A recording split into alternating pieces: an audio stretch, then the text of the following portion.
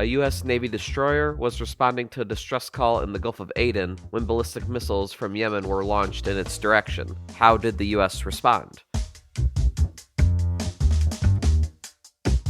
Produced by Defense News and Military Times, this is the Early Bird Brief. Each morning we bring you the defense and national security news of the day. This is a proposal that's designed to ensure that VA addresses a problem that the Inspector General has raised with us several times.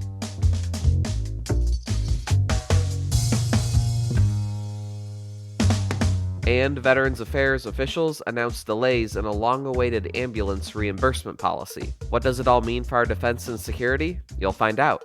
I'm your host, Simone Perez. Today is November 28th, 2023. First up, missiles from Yemen were launched in the direction of the U.S. Navy destroyer Mason. It happened while the Mason was conducting a counter-piracy mission in the Gulf of Aden near the coast of Africa and Yemen. Navy Times reporter Diana Stancy sits down with us to talk about the incident. So Diana, thanks for joining us. Could you first take us through what happened on Sunday with the Mason? So Navy destroyer Mason, as well as some other allied forces from U.S. Central Command's Counter-Piracy Task Force, responded to a distress call on Sunday in response to the commercial vessel Central Park, which has ties to Israel. So what U.S. officials have said is that 5 armed individuals attempted to take control of the commercial vessel while the crew locked themselves into a safe space. When the Mason came onto the scene, however, the armed individuals attempted to flee the scene aboard a small boat. However, a team from the Mason detained them, and those individuals who are from Somalia, they are now being detained on the USS Mason themselves. So the Mason is part of the Eisenhower Carrier Strike Group, which deployed to the Middle East in October amid heightened tensions in the region, and is currently conducting these freedom of navigation patrols and missions to promote stability in the region. So as the Mason and other allied assets wrapped up helping the Central Park, U.S. Central Command said that the ships encountered 2 ballistic missiles which were fired from Houthi-controlled areas in Yemen towards the general location of the U.S. destroyer. So according to officials, those missiles landed approximately 10 nautical miles from the ships. However, neither ship reported injuries or damage to the vessels.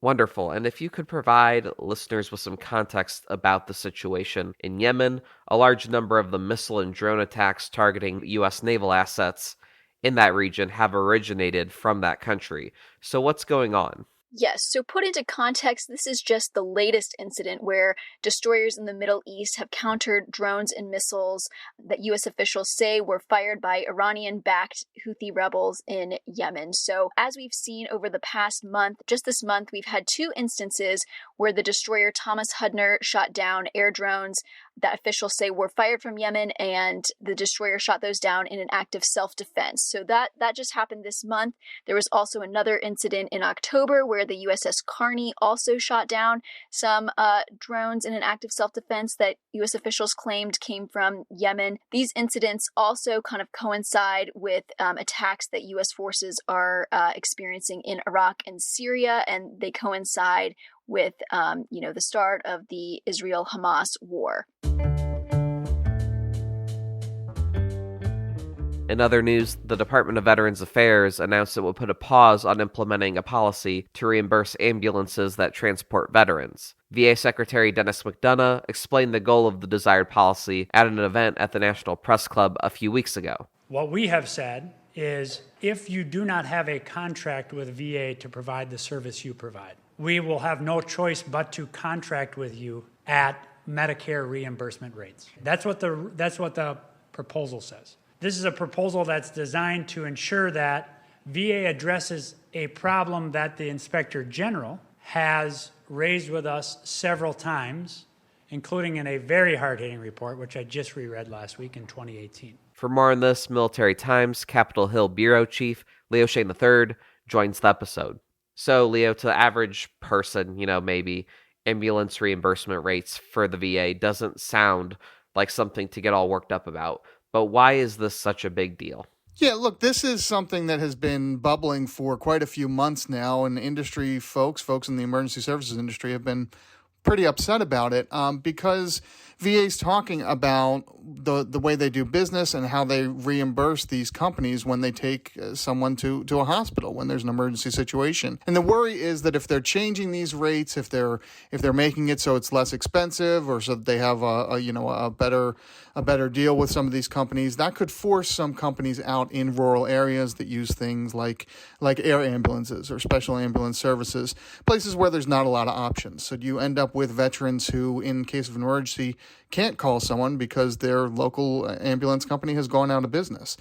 VA says they're not trying to do that. They are trying to make this just a more predictable and responsible thing. The Inspector General a few years back had a report saying that the way VA deals with paying ambulances is basically just to hand them cash whenever they show up and not enter into contracts ahead of time. So they're trying to formalize the business. But it's an interesting problem that a lot of lawmakers in rural areas have really been worried about because, the access to all sorts of services are tougher in those areas. So this is just one where they point to and they say, all right, look, if you do this wrong, if you do this too quickly, it's going to hurt a lot of veterans, it's going to hurt a lot of businesses, and ultimately it could even hurt the entire community if an ambulance business goes under. And so what is the significance in pushing this policy back to 2025? Yeah, so these new rates are supposed to go into effect next February, in February 2024. They're now saying they're going to push it back to February 2025. Not a lot of significance in that 1 year delay, other than it's going to give them time to talk about this. But it is worth noting that VA has pushed a lot of things back into 2025 now. There's new caregiver rules that are supposed to go into effect that year. The electronic health record problem that's been going on with VA.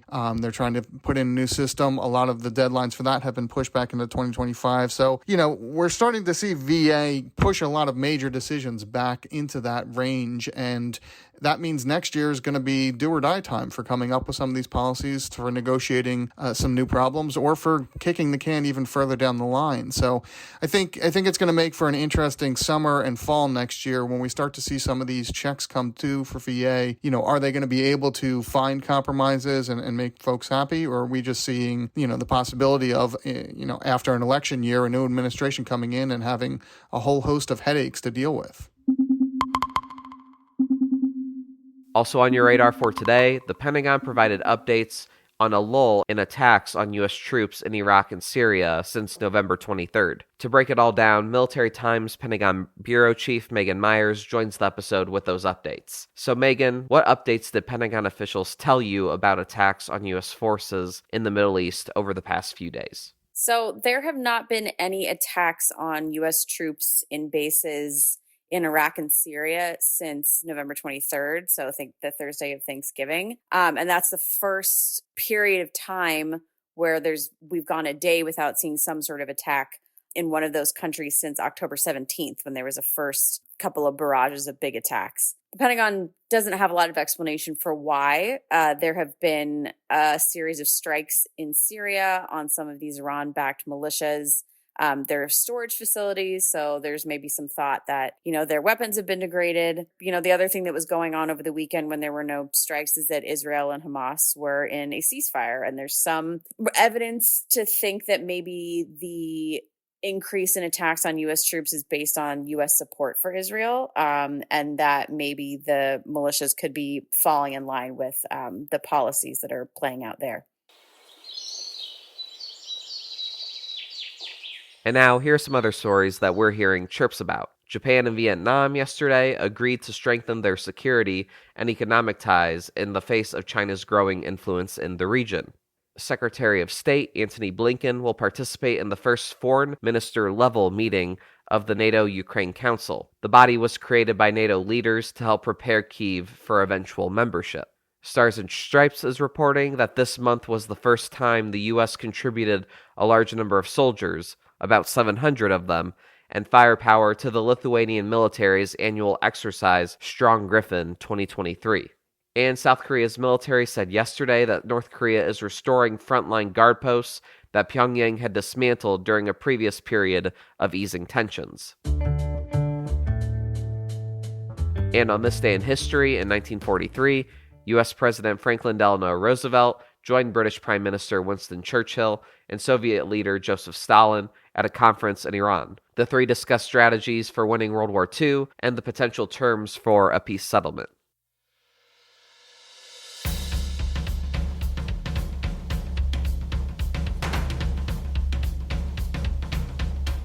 That's it for us this morning. To get more top stories and breaking news, go to defensenews.com/EBB to subscribe to the Early Bird Brief newsletter. Please give us a like, rating, and a comment wherever you get your podcasts, and be sure to follow us on social media at defense_news and at Military Times. The Early Bird Brief is hosted and produced by me, Zamon Z. Perez. Today's episode featured stories by Diana Stancy, Leo Shane III, and Megan Myers. Our editor-in-chief is Mike Gruce. Have a great day.